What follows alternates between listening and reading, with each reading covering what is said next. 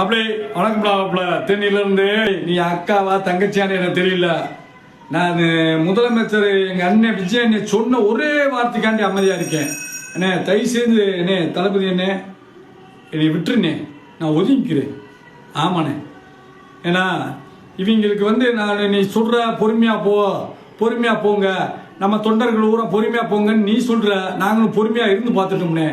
இந்த மாதிரி வந்துக்கிட்டு ஏன்னா இவங்கெல்லாம் டிஎம்கே இவங்கெல்லாம் ஒரு ஆள்னே நான் மதிக்க கிடையாது தயவுசெய்து. காரணம் என்னன்னா செத்த வீட்டில் போய் அழுக மாட்டாங்க, ஆடுவாங்க, அதுக்கு ஆதரவு கொடுக்க மாட்டாங்க.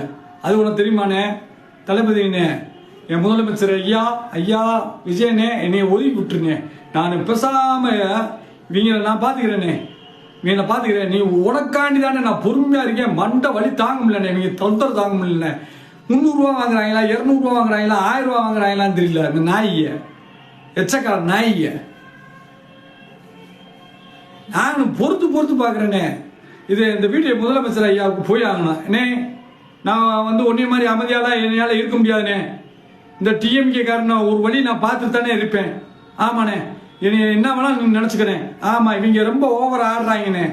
இள வீட்டில் அழுக மாட்டாங்கண்ணே, சிரிப்பாங்கண்ணே இவங்கெல்லாம். அதை பார்த்துக்கண்ணே, இந்த இவங்களெல்லாம் கூட்டு வச்சிருக்காங்க. இனி என்ன வேணாலும் தவறு பண்ணு. இந்த வீடியோ எங்கள் ஐயா முதலமைச்சர் ஐயா போட்டோம். நான் ஒன்றே மாதிரிலாம் பொறுமையாக இருக்க முடியாதுண்ணே. ஆமாம், இவங்க சித்திரவதை பண்ணுறாங்க.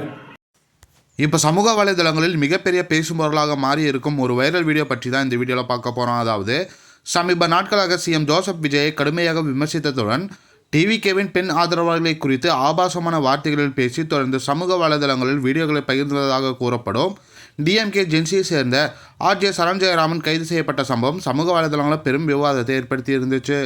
பின்னர் விசாரணைக்கு பிறகு அவர் வெளியே வந்ததும் நீதிமன்ற வளாகத்தில் அவர் நடந்து கொண்ட விதம் குறித்த வீடியோக்களும் சமூக வலைதளங்களில் பரவலாக பகிரப்பட்டு பல்வேறு கருத்துக்களை உருவாக்கின. அதற்கிடையில் தற்போது மேலும் ஒரு புதிய சர்ச்சை இணையத்தில் வேகமாக பரவி வருது. தன்னுடைய வீடு இடிக்கப்பட்டதாக கதறி அழும் ஒரு பெண்ணின் வீடியோவை தனது சமூக வலைதளத்தில் பகிர்ந்து அதை கலாய்க்கும் விதமாக டான்ஸ் ஆடியதாக கூறப்படும் வீடியோ பலரின் கவனத்தை ஈர்த்திருக்கு. இந்த வீடியோ வெளியான பிறகு பலரும் இதற்கு கடுமையான எதிர்ப்புகளை பதிவு செய்து வராங்க.